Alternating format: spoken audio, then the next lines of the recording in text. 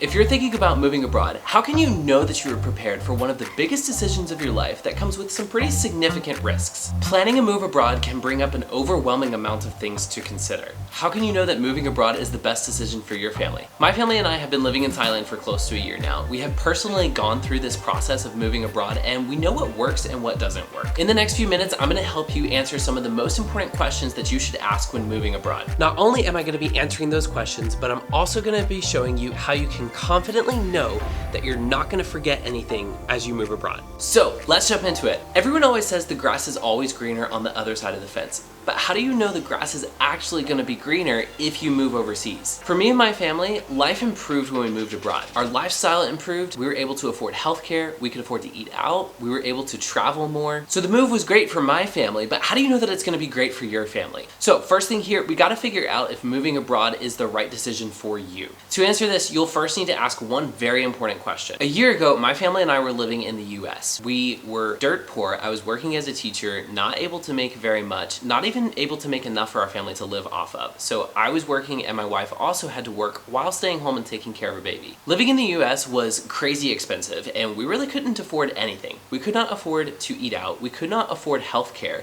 So we would never go to the doctor even if we were sick. If we ever needed clothes, we always went to a secondhand store, never bought our own new clothes.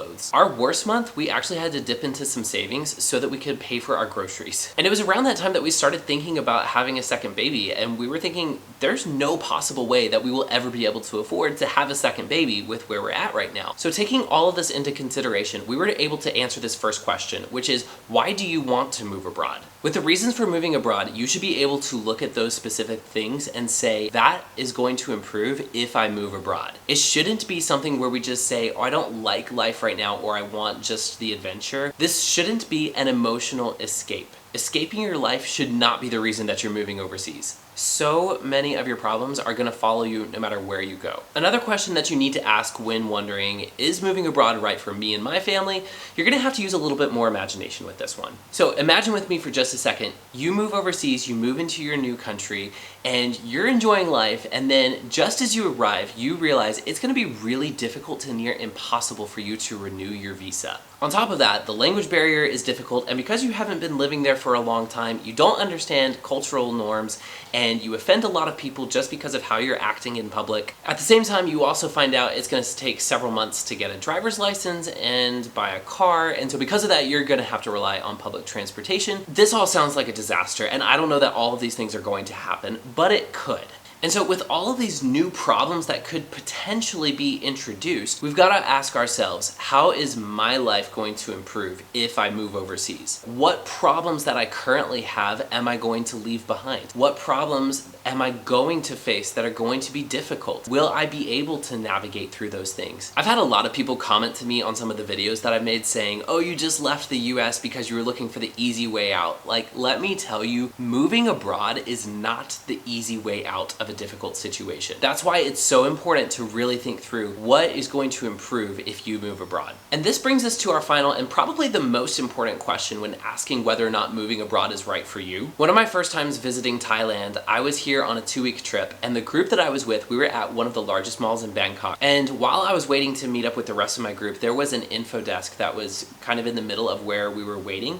And so, I just decided as we're waiting, I'm gonna prop myself up here and wait next to this info desk while we wait for the rest of our group to show up. And then out of nowhere, this little old Thai lady comes up to me and starts repeatedly slapping my arm over and over and over.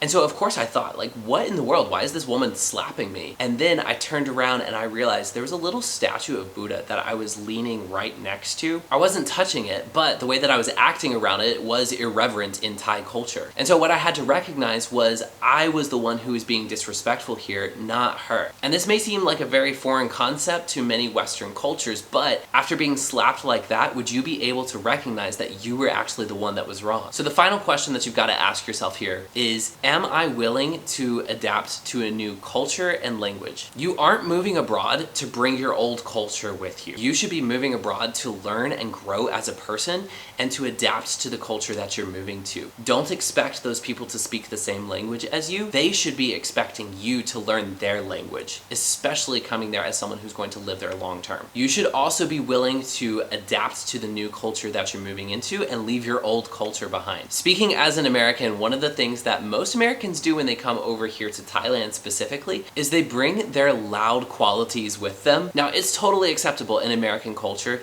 to talk loudly across the store to each other, but in Thailand, that's just obnoxious. And so you've got to think through, am I willing to change to respect the culture that I live in? Once you've decided that moving abroad is right for you and your family, there's one obvious question that everyone is going to have to answer. Every single expat that I know wants to travel as much as possible. I know that I want to travel every chance that I get, and as someone who's considering moving abroad, you've probably traveled to a fair amount of places in the world yourself. And so of all of the countries that you visited, you've got to ask yourself, which country am I actually going to move to? Now, I kind of think of this as an obvious thing that you shouldn't move to a country that you've never been to, but I've got to at least mention it. You should definitely go visit the country that you're thinking about moving to. And just because it looks good on the internet, whether it's through like Instagram or TikTok or whatever it is that you're watching, don't rely on the opinions of other people to just trust like, oh, it's gonna be great if we move there. Like, no, you need to go there and see if it's a good fit for you. And if at all possible, I say go there for at least a few months before deciding that you're actually going to commit to moving there. Now, you may have already thought this through, but with so many different countries out there,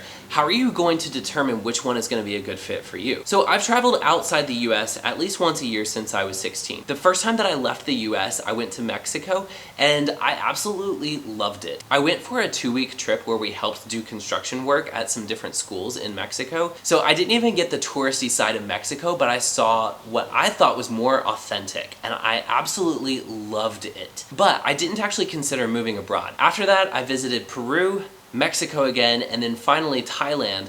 And Thailand was the one that, as I was leaving, I knew that I was going to be coming back there. After Thailand, I actually continued to travel to some other places. I traveled to France and Spain and Puerto Rico. And with all of those, none of them even compared to Thailand. Thailand, I absolutely fell in love with, and it was always the country that I wanted to move back to. But I tell you all this to say, if you're thinking about moving overseas, to pick the country you want to go to and the one that's best for you, you need to go visit some countries in several places throughout the world. So think about the countries that I visited. I went to some countries in South America, some countries in Europe, some countries in Southeast Asia. And I realized that there were corners of the globe that I didn't hit up, but I at least went around to enough places to be able to say that there is a good fit for me in Thailand. Of course, personal compatibility is not the only thing that you should consider when thinking about moving abroad. Specifically for me and my family, some of the things that were important when considering moving abroad were, where is somewhere we can move where there is a low cost of living? Another one that we thought about was, where is a country that we can move to that has affordable healthcare? A few other questions were, is this country safe? Will we have accessibility to travel? And will I be able to continue working as a teacher while being respected for the position that I hold and being paid fairly for that job? And so when figuring out what country is going to work best for you, you've really got to look at your personal situation and say, what's going to work best for us? What things are we looking for when moving abroad? Because the things that me and my family looked for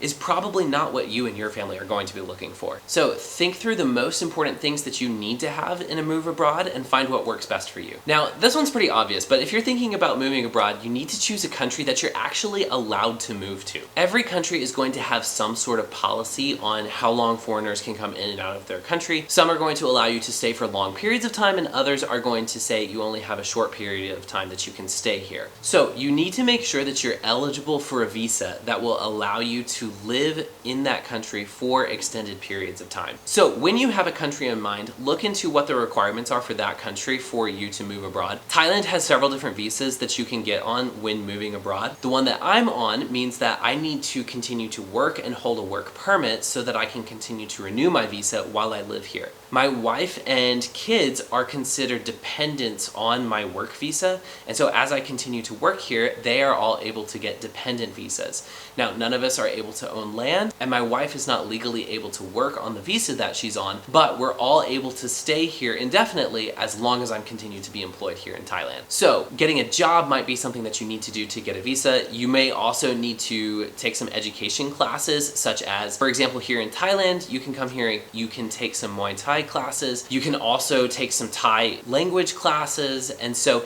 either of those would work for an extended educational visa, or if you have the funds for it, you can get the Thai elite visa here. The country that you have in mind will likely also have several different options as well for staying for an extended period of time. Another question you should ask yourself is, how can I afford to live abroad? Probably your dream of living abroad includes everyday adventures, going and exploring islands, or maybe exploring big cities, navigating those language barriers, and all of the adventure that this country has to offer.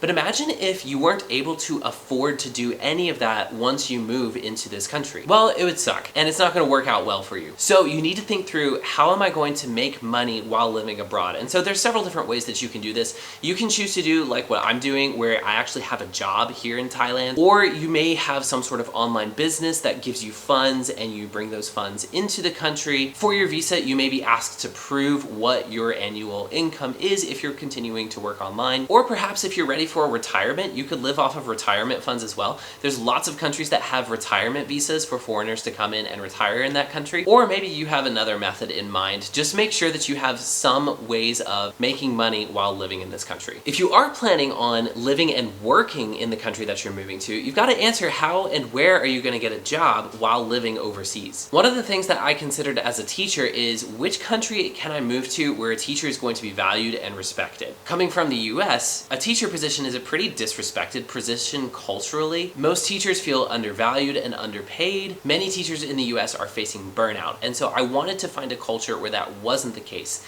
and instead teachers get a lot of respect. And for me, Thailand was that answer.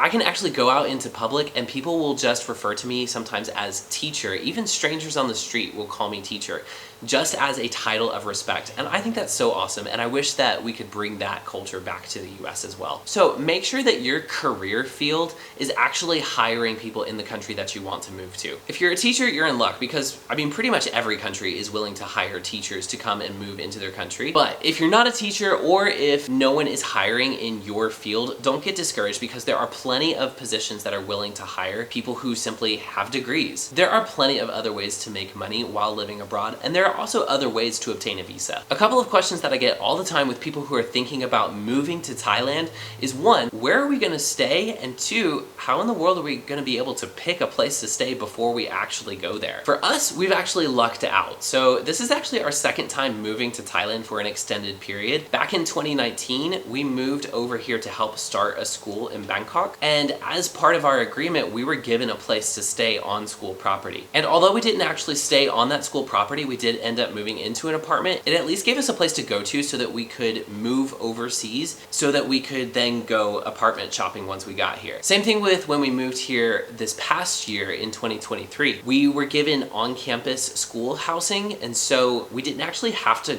go and figure out housing beforehand. The best way to do this, though, to find housing, if you're not provided housing by your employer or by your school, the best way to do this is to travel to this country ahead of time, spend a few weeks there, and go apartment shopping, and hopefully get something lined up so that you can go straight from the airport to your new place that you're living at. Keep in mind, the place that you choose doesn't have to be perfect. It just has to be somewhere that you can move to for a few weeks while you're getting used to the country and used to the culture, and then you can go shopping for something that's a little bit more permanent after that. It is possible for you to also just agree to rent out an apartment or buy a house online just based off of the pictures that you see. I don't recommend doing that, but it is possible. I would definitely try to visit ahead of time so that you know what you're getting into, because I've heard of so many different terrible situations where people don't realize what they're getting into, and then they end up with this terrible house or terrible apartment. So if at all possible, go ahead of time so that you can see what you're getting in. This next one is really important, especially if you have kids. So as a teacher myself, education for my kids is not something that I really think about a whole lot, because either my wife and I can teach them because we both have degrees in education, or we can just send them to the same school that we're teaching at. However, I realize that that's not the case for most parents. If that's you and you're both teachers, fantastic, because that does happen. But if you're not, you're gonna have to think through, what country can I go to where they have quality education that I can give to my kids? Some of the things that you should think through are, will they have education in the language that my child speaks? Are both teachers and students going to be treated with respect? Will my child, who is a foreigner, be treated equally amongst his peers in the school? You should be looking for a school that exists in an education system that fosters inclusivity and diversity. Finally, you should be looking into countries that have safe schools for your kids, because no one should have to wonder if their kid is going to be safe when they go to school. Friends are really important, and once you've settled into your new life abroad, how are you going to make friends? Working at an English-speaking international school makes this pretty easy for us. When we moved overseas, we naturally moved right into an expat community of other teachers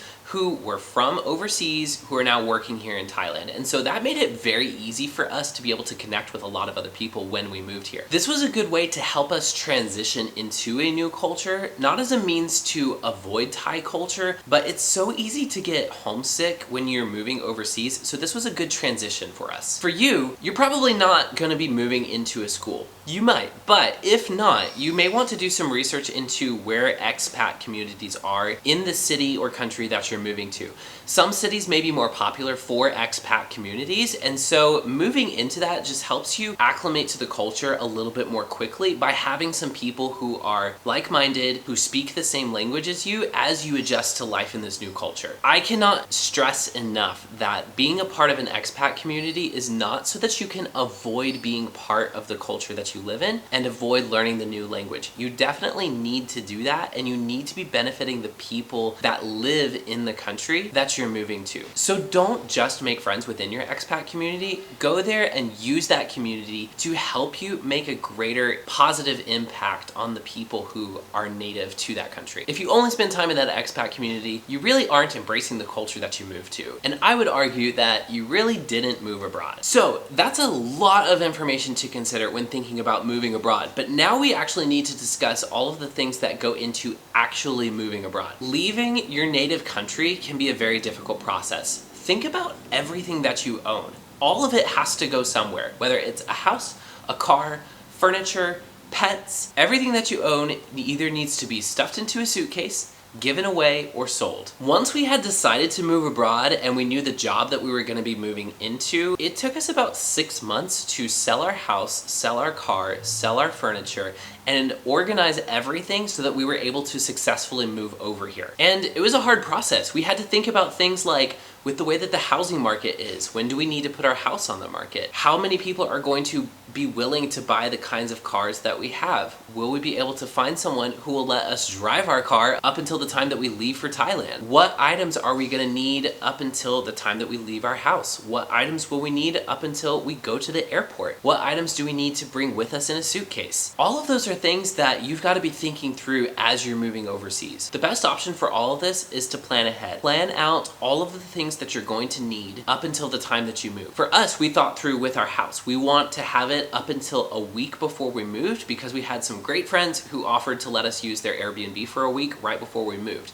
And so we were able to empty out our house and get it totally taken care of, so that all we had were our 8 suitcases that we moved into their Airbnb for a week. Our cars we arranged so that we could use until about a week before we left, and then we had someone who was willing to let us borrow their car up until the time that we went to the airport. Ivy's parents lived in the same town as us, and they were able to help us out with everything that was going on. And so it was like just such a weird thing, because like we sold everything we had nothing, and we were very dependent on our parents all over again. And so it was giving high school senior year all over again. So with all of this in mind, there's so much to consider with moving abroad, and so much more information that I'm just not going to be able to give to you in this short YouTube video. But if you want, you can go and follow the link that's in the description and go and download my totally free Moving Abroad workbook. This workbook has everything that we discussed in this video, and probably 10 times the amount of information and questions that you should be asking. This workbook has everything to think through, from when and how to apply for visas, when you should sell your house, when you should be buying your house abroad, how to best pack everything that you need to have into suitcases. Right now, this workbook is so much more in-depth than what I was originally planning, and so only the free version is available. available, but the full version will be available later this summer in 2024. But until then, you can sign up for our waiting list so that you know when the full version is ready. Finally, the last thing that you're gonna have to think through when moving abroad is how are you gonna survive this long haul flight? Because if you're moving overseas, that's just something that you're gonna have to get used to. And if you're like me,